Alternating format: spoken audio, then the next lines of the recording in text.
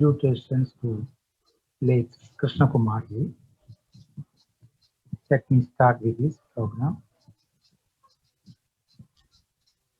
When the Tatwaprakashini started a few years back, to my understanding, Krishna Kumarji had a clear picture of what is happening in the Academy of Ayurveda. Maybe basically I was a teacher, that's why I look from that angle. How far Ayurvedic doctors are confident in their own field, how far they become successful Vaidyas, how far they are doing a knowledgeable practice, and how far this science has influenced in transforming these doctors as better individuals or citizens. So with these, I think, goals in the mind, I think he clearly understood that whatever is happening in the field of Ayurveda is not up to the mark, or rather people are getting more confident in the Western science, medical science. Confidence in the field of Ayurveda is maybe 30%, 30 to 40%, whereas they are well confident in the... Yeah, so sorry to interrupt. So can we have the volume a little more to the higher side? Yeah. Is that okay? Yeah, yes, sir. Yes, sir. Now, sir. Okay.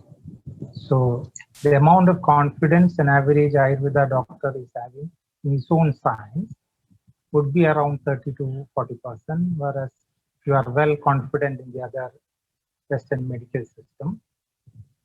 So you are searching for the reasons behind it, and that is how we thought of putting up a program like this, Tatwaprakashini.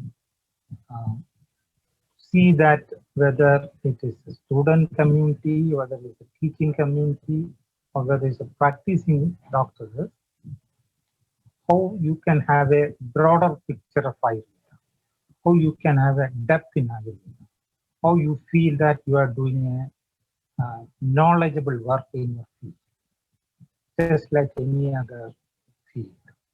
This was the basic understanding of Krishna Kumarji in promoting Ayurveda. So naturally, Ayurveda being a part of Veda or a subsidiary of Veda, or in many ways similar to Vedic understanding, how to introduce this kind of a Vedic philosophical understanding in Ayurveda so that you get a better picture of the entire Ayurvedic Shastra. This has been the concept. So whoever is having a background of philosophy, who have a touch of philosophy, I don't say philosopher, but a touch of philosophy, comes to know better Ayurvedic science, and naturally he can be a better practitioner. So this has been the idea. So from that angle, I would like to put my thought across you, especially in the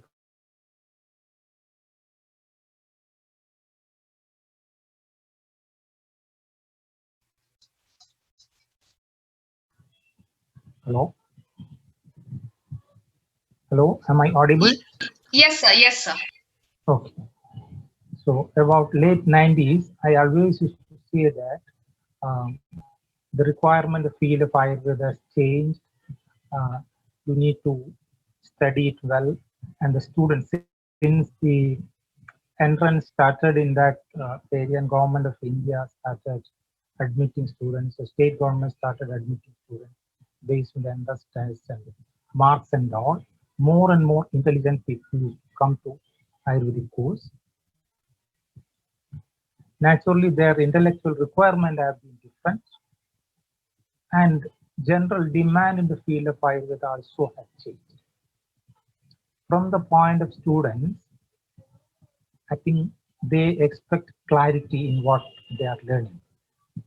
Each student, only the percentage will be different, but each student expect things to be very clear, whatever be the learning mechanism, whatever be the syllabus, whoever is teaching.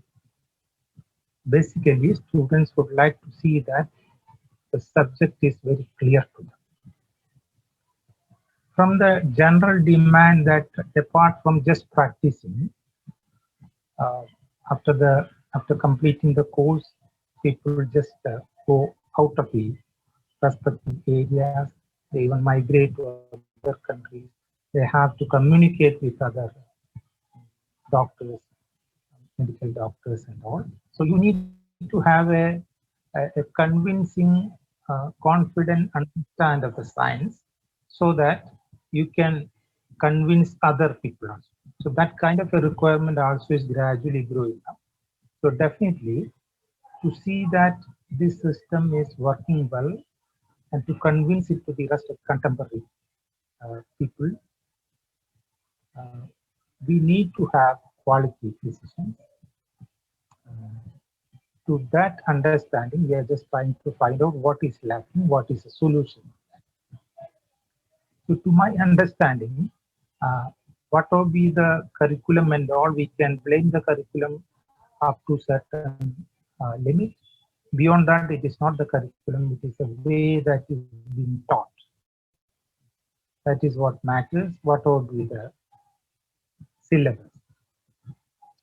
Syllabus, as right from beginning, since CCM came into existence, syllabus has been almost dominant with the Western subjects, and some Hidas as such have been included. The issue is that the clarity with which a modern subject is taught, that much clarity is not imparted to the students as far as Ayurvedic subjects are concerned. So naturally, to understand the, for example, the normalcy of the body, functioning of the body, how a disease is formed, what are the basic management, other than methods.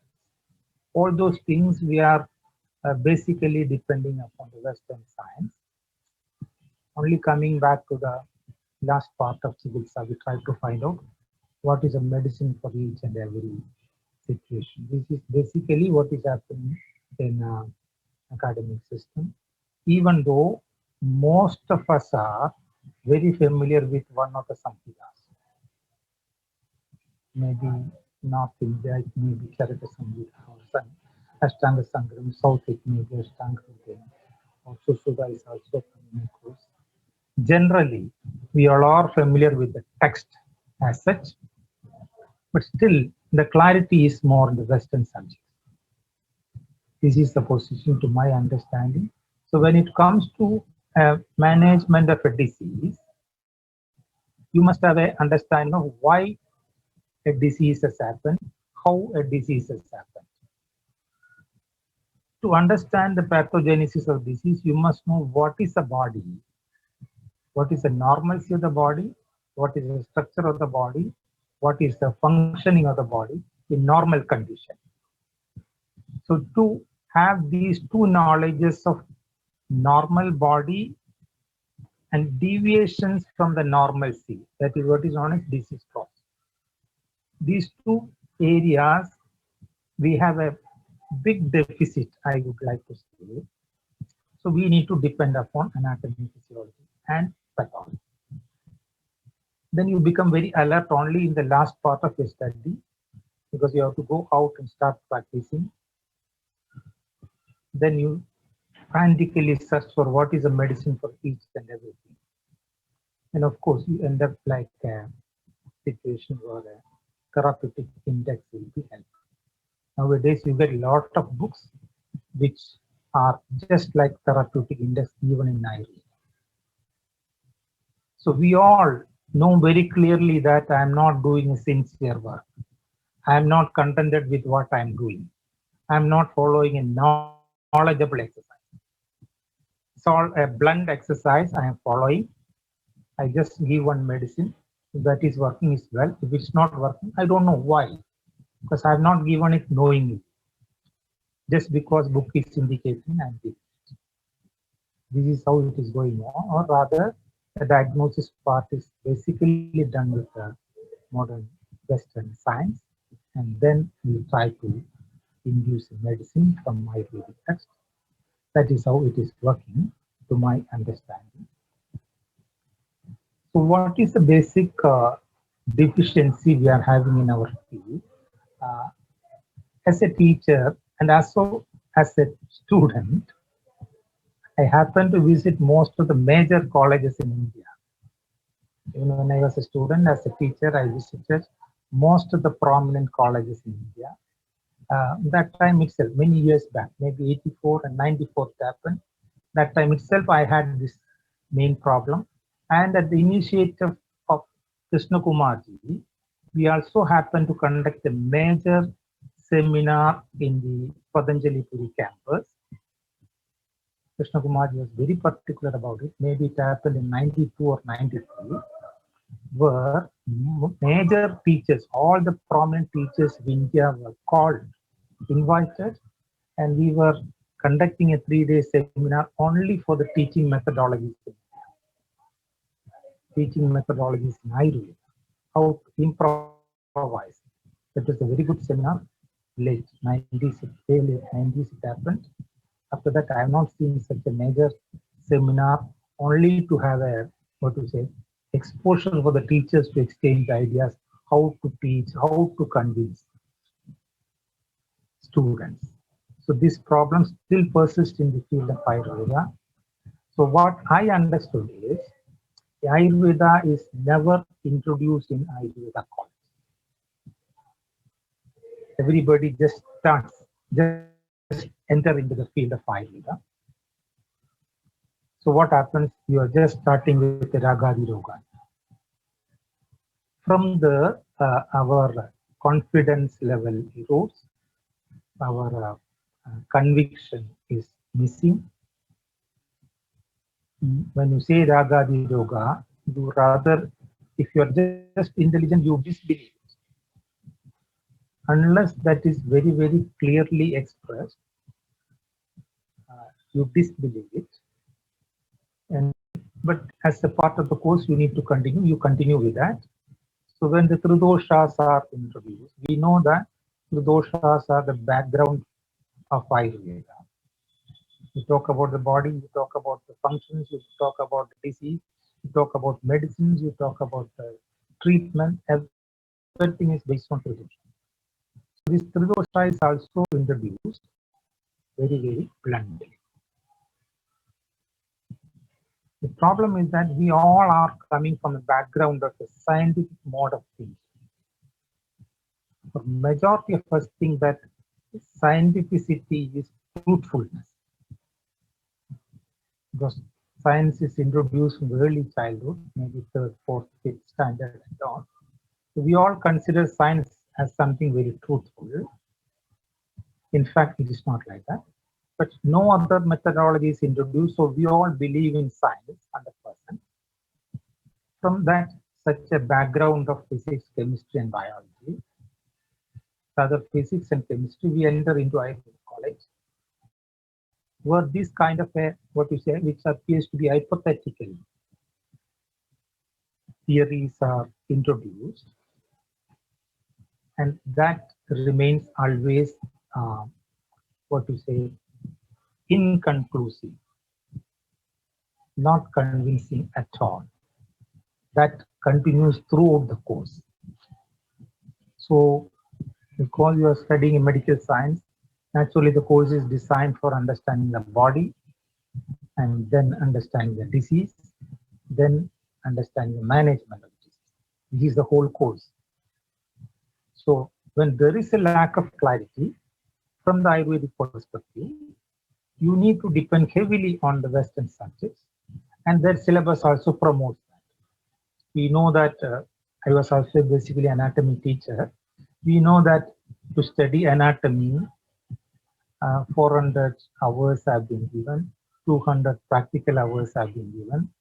We don't even talk about how to understand body in Ayurvedic angle. You know there are some specific questions which would be asked for all the anatomy examination. If you just know that specific questions, Ayurvedic anatomy, you don't have to look into it, but you have to study the entire dissection, and the more you become an expert in that, you are rated as a better student also. We also enjoy studying anatomy because it is a direct physical knowledge about the body, and there is a big clarity in it.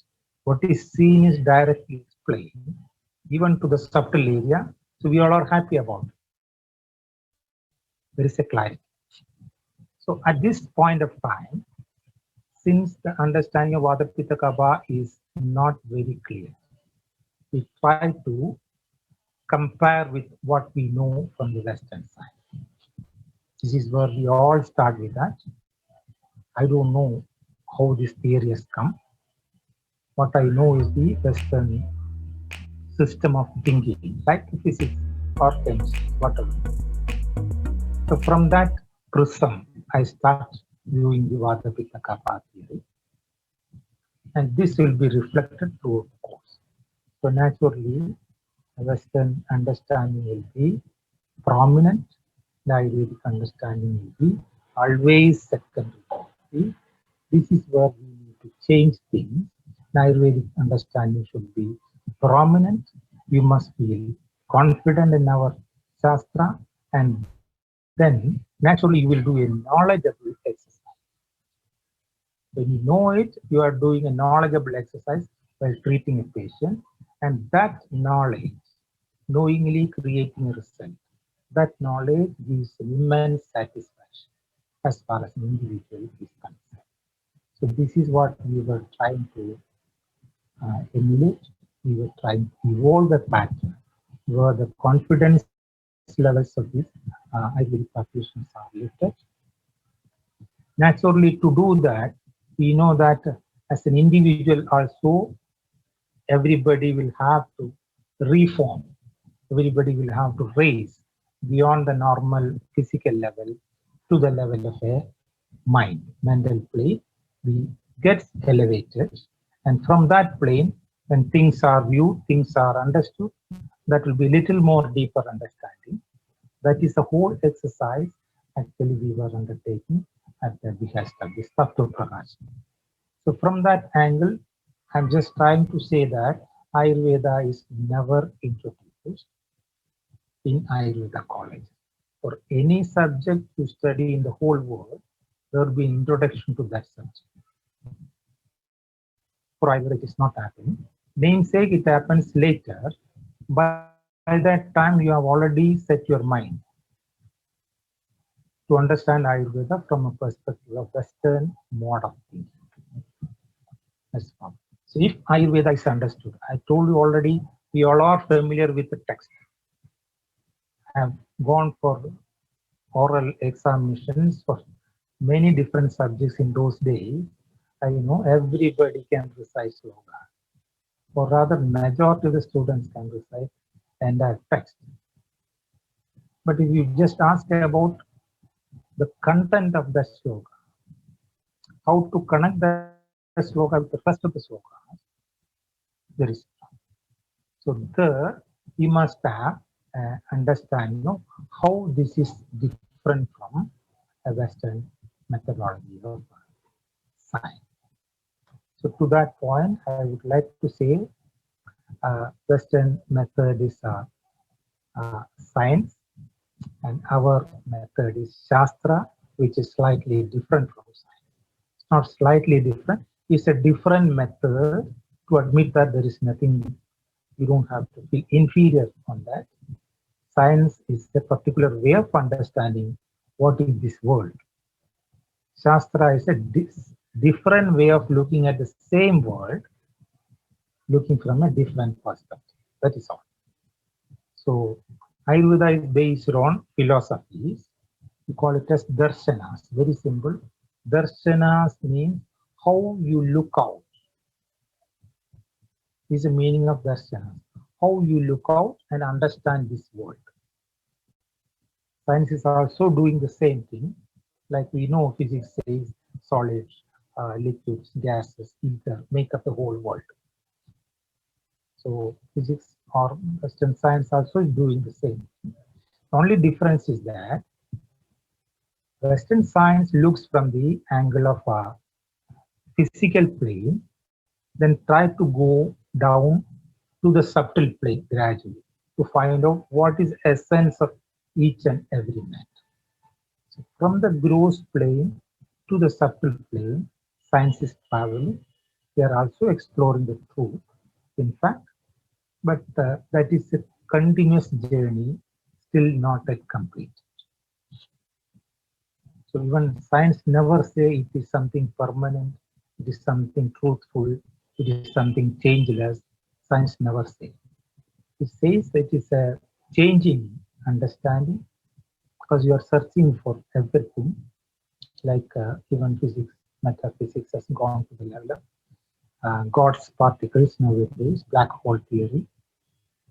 So they are just trying to find out what is the deepest level of the matter. We also explore what is the reality of a matter.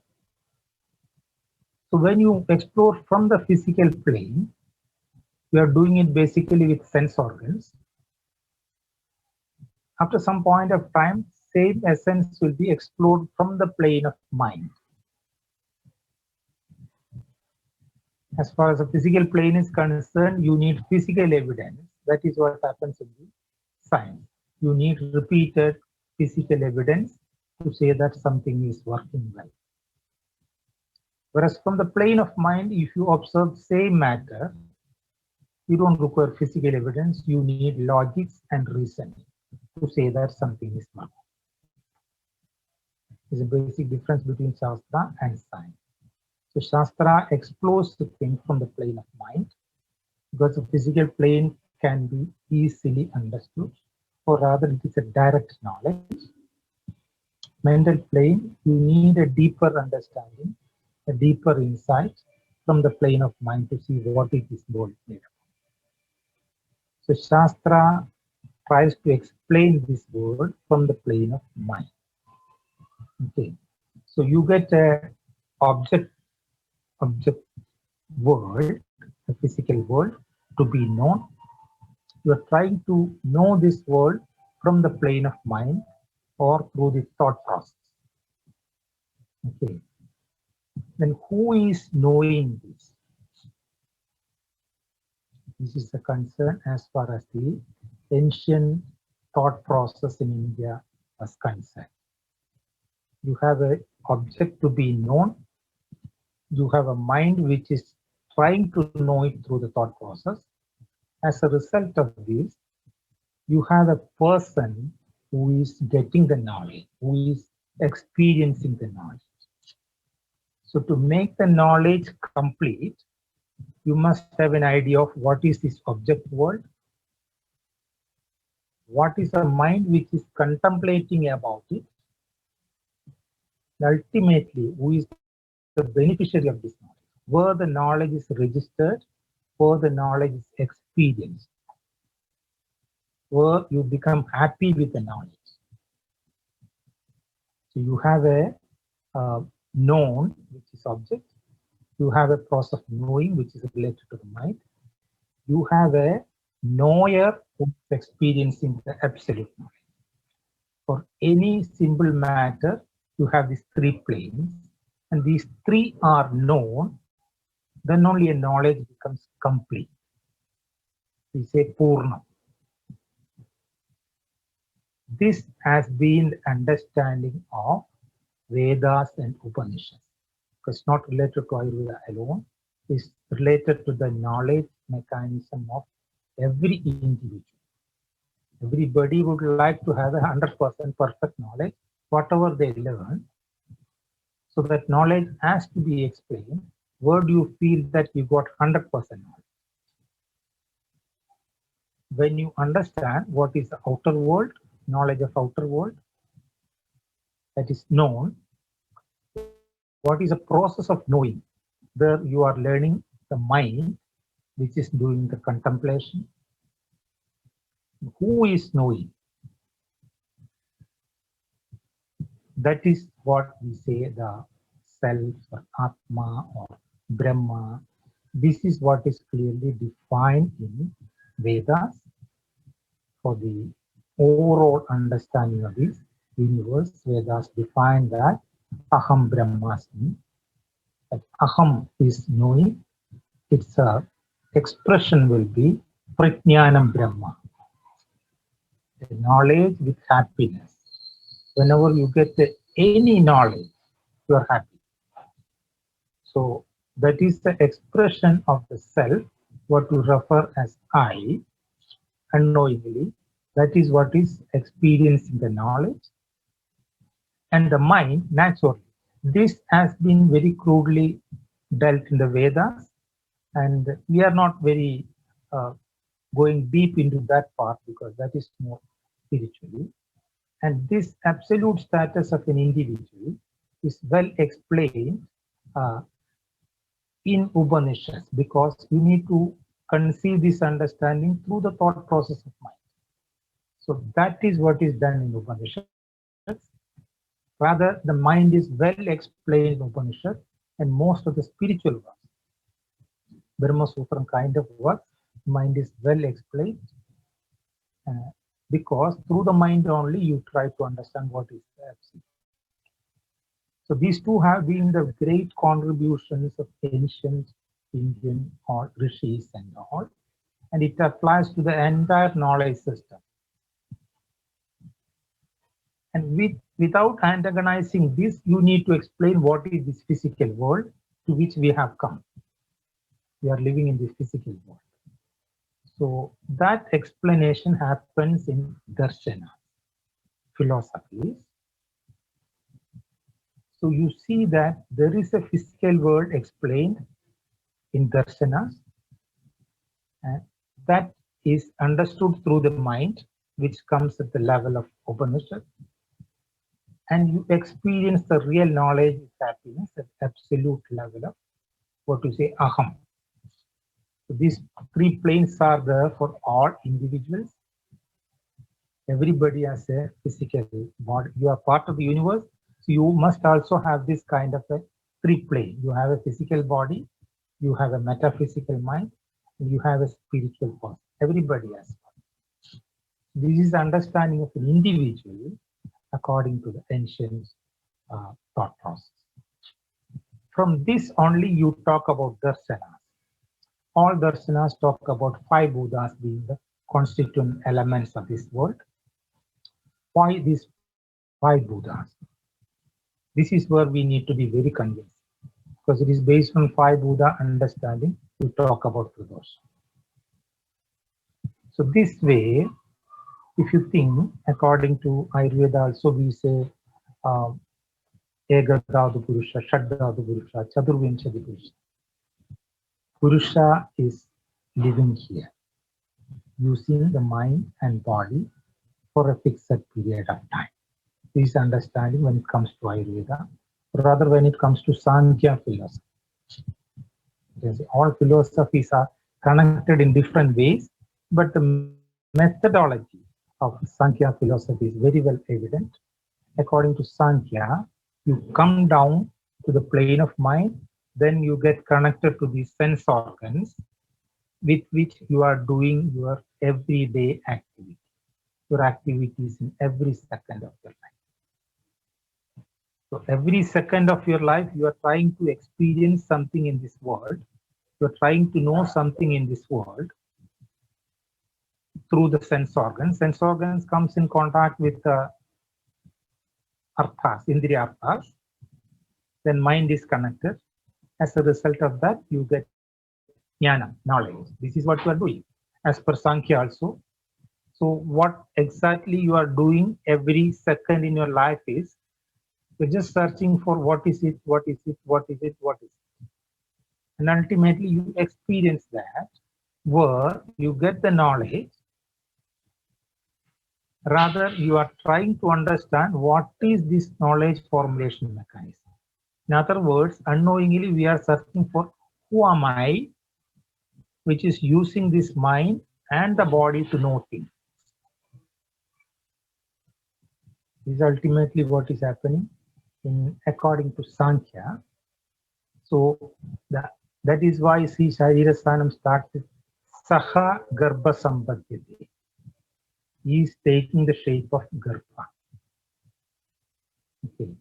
Absolute is taking the shape of Garbha and staying here for a period of 100 years, you can say.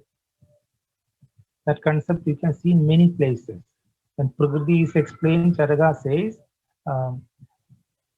Prakriti Nama Swabhavoyam Janma Marana Andarala Bhavini Garbhavakrani Sami. Remember, it's not Garbha Samaye, it's not at the time of fertilization of sperm and ovum.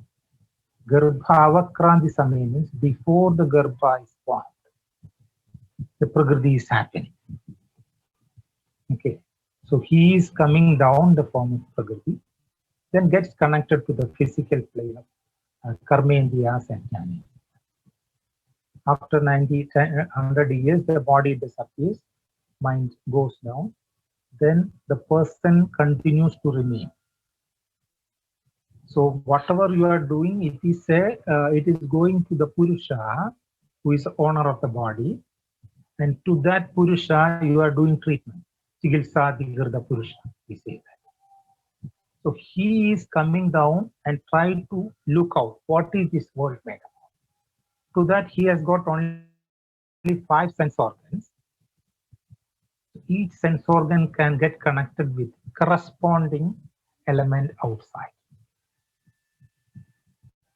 So whatever knowledge you make, for example, with eyes, you can understand only the light and heat. The matter responsible for the light and heat, you call it as Agni. So eyes can identify only a similar thing outside. Like that, you have only 5 outlets. So whatever is identified as the constituent elements of this world will be basically of 5 varieties. You cannot have 6, you cannot have 4, because you have 5 sense organs, 5 advanced sense organs.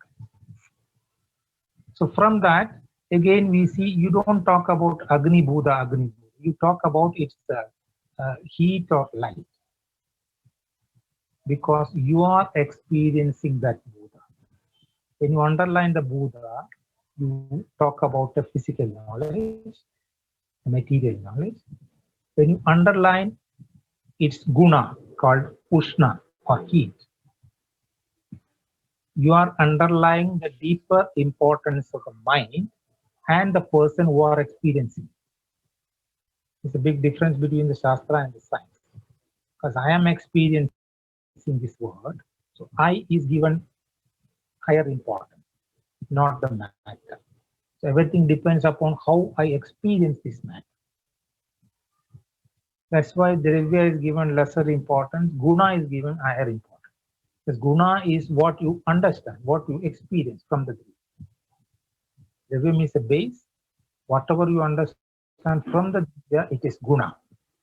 So that is given importance. The more you say everything is Guna, Karma related, it very clearly shows you talk from the plane of mind, not from the physical plane. We know Pitta increase, you feel hot. We are not talking about temperature. The feel of heat, this is what we are talking about. So from the plane of mind, you can see, you understand this Pancha Mahabhuta. So you can have only 5 Mahabhutas, and Buddha, the word also means create. It's a knowledge you are creating then and there when you observe through the angle of this Sankhya philosophy or any Indian philosophy. Try to understand the constituent elements of it.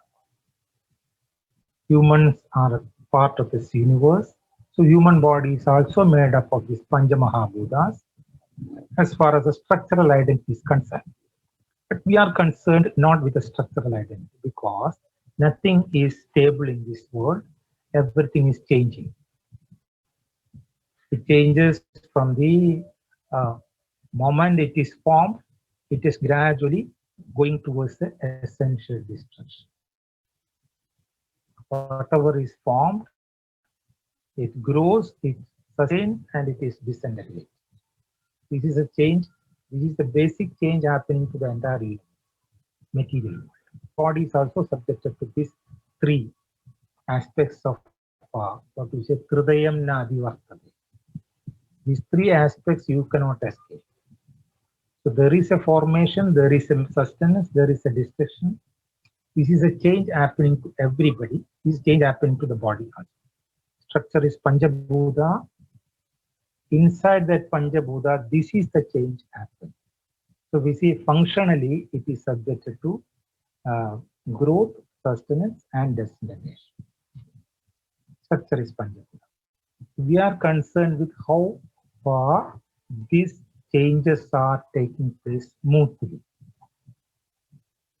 This is the only concern we are having. How far these changes of growth, sustenance, and destruction, Srishti, Sthiti, Samhara, is happening smoothly so that you finish your life without any discomfort. Okay, this is an essential disintegration.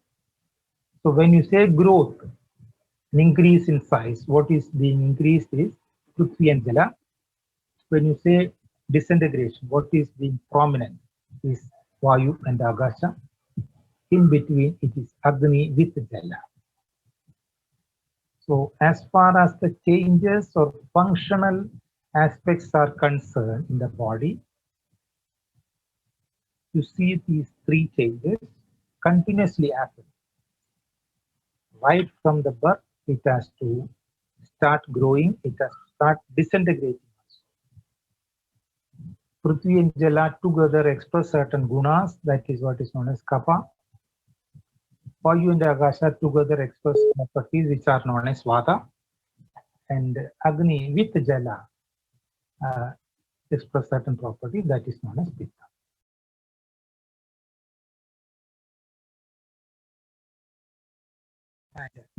Kapha, Pitta, Vata make up the normal formation, sustenance, and maintenance, and that is the deepest level of changes that is happening in the body. The natural changes that is happening. As long as it is natural, you don't react. And these changes happen at an unwanted time. You are not familiar to that, you are not comfortable, then you react. These changes are known as diseases. So Vata, Kapha, Pitta, Vata theory will be implicating the entire basic changes happening in the body, whether it is a normalcy, whether it's a disease. Because they represent the structural identity of Panchamahabhutas. That structural understanding we are not giving importance because structure is meant for function. So that becomes more important. So as long as Panchabhuta theory is there, as long as humans have 5 sense organs, advanced sense organs, Panchabhuta theory can never be altered. As long as that is permanent, the Tridosha theory also can never be altered. Something which stays for a permanent, unlimited time. You say it is realistic, it is truthful, it is based on this Kapha, Pitta, Vata. You are trying to gauge all the changes in the body because you are talking about what is happening in the subtle levels of your structure. We are not talking about the gross levels. In subtle levels, in the sense, Vayu, Agasham is a potential space. To that level, what is happening in the body? This is what we are talking about. Deep to that Akasha, what is there is mind. So whatever happens in the mind, whatever thoughts happens in the mind can influence the Vata movement. Whatever Vata movement is happening in the subtle plane, it can influence the mind as well. We know that Chinda, Shokam, Bhayam, and all are influencing Vata, Pitta, Kapha. On the healthy status, all these things become relevant. Nitya Rasayanam and all. One more thing I would like to say that the importance of Dosha theory is very clear and it is very permanent. You have been given 100% freedom inside the framework. You cannot change the theory because it is a truthful framework which stays forever. Inside that, you have 100% freedom to understand the gradings of this one. You have been given immense freedom. Then, another aspect is that many places we know uh, mental diseases. What is the solution? Didaidyatmadil or Tyaga Pratnyabharadana Indriyopasamasmiti Deshakalatma Vijnanam Sadvurtasya Anvartana. Dekalatma Vijnanam Sadvurtasya Anvartana. Why this Atma Vijnanam for Sadvurtasya Anvartana? Anulpatye Samasena Vidiresha Padarchidaha Nijagandu Vikarana Ulpannanam Shanda. To prevent the diseases and also to uh, manage the diseases that has already happened. Medicine is not mentioned. Okay, Deshakal Atma Vijnana is mentioned. Many places Nitya Rasayana, Satyavadina Makodam, Madhyalpma Pravarendriyam, Shantam Sadvurta Niratam, Vidyad Nitya Rasayana. It's not medicine. Okay, so many places you see the impact of Vedic understanding of who am I. So if that knowledge is also there, then you get a bigger understanding of whatever you are searching for. I must know what is my body, then I understand what is good or what is bad for that. I must know what is my mind, then I must know what is right, what is wrong for that. To understand the mind, I must know what is there above the mind. If that is known, you use your mind reasonably and logically and rightfully. You use the body or physical world in a very proper way. So you understand things in a proper way. It is based on the knowledge of yourself. Or rather, this is what everybody is knowingly or unknowingly searching for. This is the outcome of entire Ayurveda. The Ayurveda, you can again put it into three planes. A lot of people are just concerned about disease medicines and all. Okay. They also can deal with Ayurveda. If you are a little more intelligent, you are concerned with how this medicine is working, how the disease can be uh, put into probabilities, what are the impacts of disease. Like that, you will have more intelligent questions. Then you must have an understanding of theory. Using theory, you try to analyze medicines, action of medicines, diseases, normalcy, everything. You will put in the perspective of Tridosha, try to understand from Saptadhadus and all. If you are really intelligent and you have a, what you say, the praneshana, we say, to know what exactly is this, what really is this dosha, then you cannot stop here. You must know how this dosha theory has come into practice, what is the logic behind it. Then you are searching for who is trying to understand the dosha. So everybody has a scope in Ayurveda. That's why Vagbhada says, idam punyatamam shastra. Based on your intellect, your intellectual exercise, based on how you transform into yourself, you consider body is ultimate. From that plane only, you look to the other things. So you understand only plants. When you understand that beyond body, there is a mind which is regulating the body, which is regulating the Vayu movement in the body. So body is working according to how it happens in the mind. Then from that plane only, you are looking at other identities in this world. If you understand that beyond mind also there is a person, from that plane you try to look at others. That's why Vagbhada says, Atmavat Sadatam Pasyet Kedapiti. So for an individual who is very earnestly looking for what is this Ayurvedic knowledge, Veda or Vaidya. Vaidya is somebody who knows everything. complete. Such a person also gets an opening from Ayurveda or any other Shastra. Is an opening for that. Ayurveda also is an opening for that. If you want to go to the top, that is also possible. Everything depends upon your effort, your jitnyasa to know what is the real. So based on that, you can go to the highest level of understanding everything through Ayurveda also.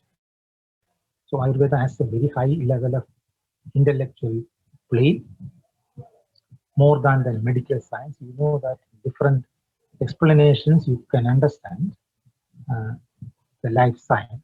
The entire life is explained from the highest plane. It depends upon your effort to understand. It can be a wonderful thing. You can also become a good physician.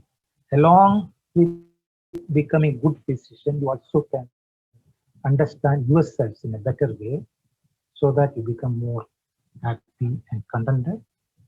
At the time constraint, I would like to stop it here, wishing all of you the best and expect all of you to take the depth of knowledge available in Ayurveda to your own satisfaction.